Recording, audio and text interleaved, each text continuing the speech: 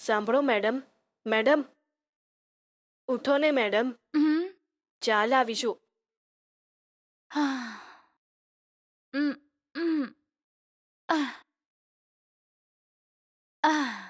ખૂબ જ સરસ. જલ્દી ઉઠીને ચા પણ લઈ આવી.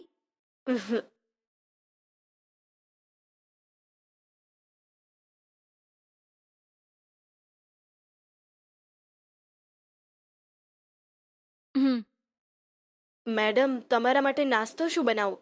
ઈડલી કે ઢોસા કોઈ પણ એક ચાલશે. ફ્રીજમાં લોટ છે, એને બહાર મૂકી દેજે. જેવું તમે કીધું એવું બનાવી દઈશ મેડમ. તમે જલ્દી રેડી થઈને આવો ને. ઠીક છે. હમ.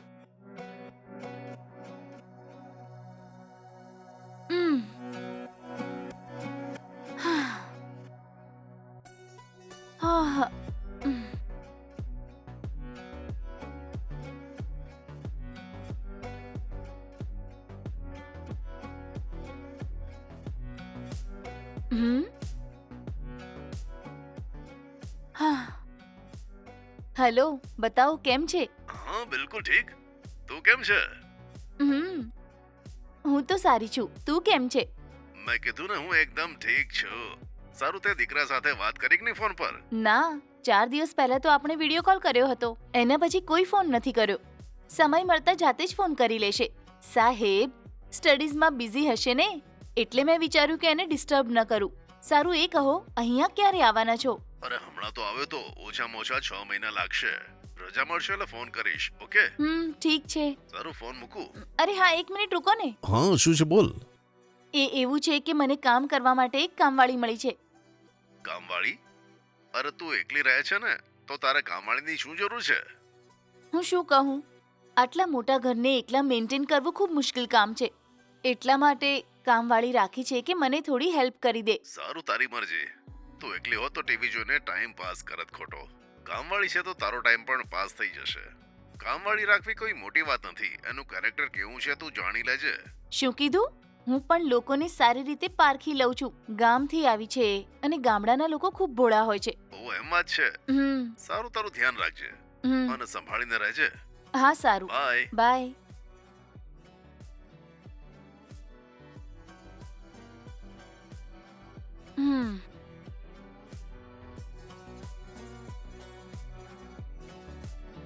મેડમ નાસ્તો તૈયાર છે, આવીને કરી લો. ઠીક છે, તું જા, આવું છું. હા ઠીક છે મેડમ.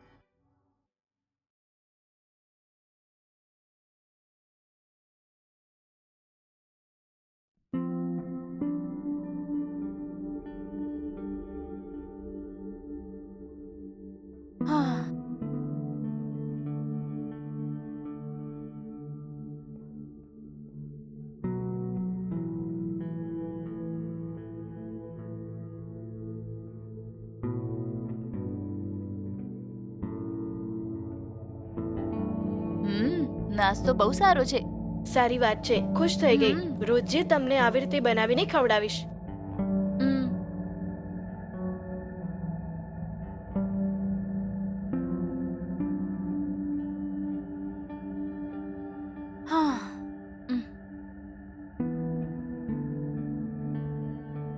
મેડમ બપોરે જમવાનું શું બનાવું હું? તું કંઈ પણ બનાવી લે, પણ સ્વાદિષ્ટ હોવું જોઈએ. ઠીક છે ને? ઠીક છે મેડમ. આપણા બંને માટે જ બનાવવાનું છે ને? બીજું કોઈ અહીં નથી ને?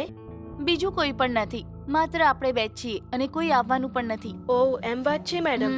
અને પછી મેડમ બીજી એક વાત, તમને તે કહું તો ખોટું નહીં લગાડો ને? સારું બોલ, શું પૂછવું છે? એવું કંઈ નથી મેડમ. જ્યારથી હું આવી અને જોયું તો તમે એકલા જ રહો છો. તમારા પતિ અને બાળકો ક્યાં ગયા એ લોકો? ઓહ, એમ વાત છે કે? મારા પતિ છે એ યુએસમાં કામ કરે છે. અમારો એકમાત્ર દીકરો છે અને એ જર્મનીમાં ભણે છે. ઓહ, એમ વાત છે મેડમ. મતલબ આ ઘરમાં તમે એકલા જ રહો છો ને? સાચે. અને એટલે જ જ્યારે તે કામ માંગ્યું તો મેં રાખી લીધી. ઓ એમ વાત છે. તમારા રિલેટિવ્સ ક્યાં રહે છે મેડમ? જો કે પોતાનું કહી શકાય એવું અહીંયા કોઈ નથી અમારું. કોલેજમાં ભણતી વખતે મારા પતિ સાથે પ્રેમ કરીને લગ્ન કર્યા, એટલે મારા જેટલા પણ પોતાના હતા એ દૂર થઈ ગયા. અમારા લગ્નના 1 વર્ષ પછી જ મારા પતિને વિદેશમાં કામ મળ્યું અને એ ગયા. ઓ તે 6 મહિનામાં એકવાર આવીને ચાલ્યા જાય છે. અને અમારો એકમાત્ર દીકરો જર્મનીમાં ભણી રહ્યો છે. હા, પહેલા જ કીધું ને મેડમ. ઠીક છે, હું જઈને રસોઈનું કામ જોઈ લઉં. ઠીક છે.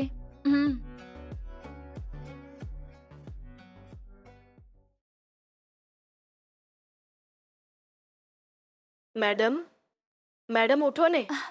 દૂધ પીને સૂઈ જાઓ ને.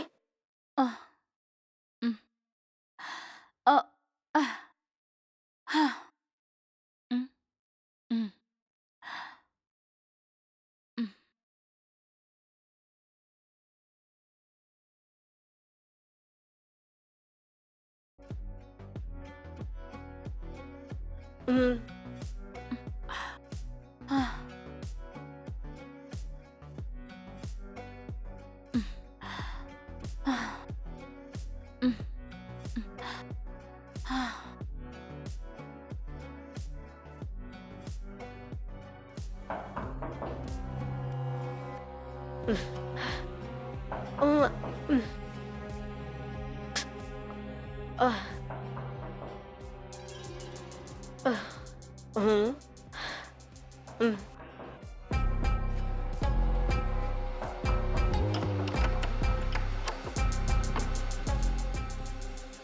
શું થયું? ફરીથી આવી ગયો? ઠીક છે, અંદર આવ.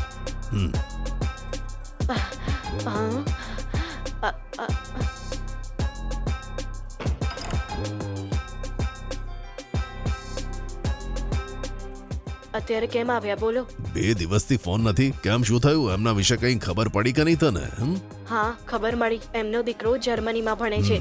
એમનો હસબન્ડ ઘણા વર્ષોથી યુએસમાં કામ કરે છે અને એમનું પોતાનું કોઈ નથી આ શહેરમાં, અને આપણા કામમાં કોઈ તકલીફ નહીં પડે. સારું, હું જે કહું ધ્યાનથી સાંભળ. કાલે સવારે હું અહીં કામ માંગવા આવીશ. તું ગમે તે રીતે મેડમને રાજી કરીને મને કામે રાખી લેજે. કયા કામ માટે હું તને અહીં લગાવું? આ ઘરમાં કોઈ બીજો મર્દ નથી ને?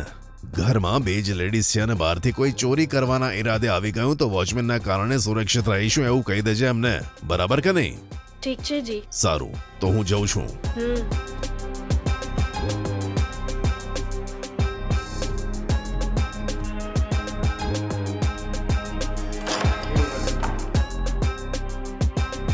સારું, સંભાળીને રહેજે. હા, સારું.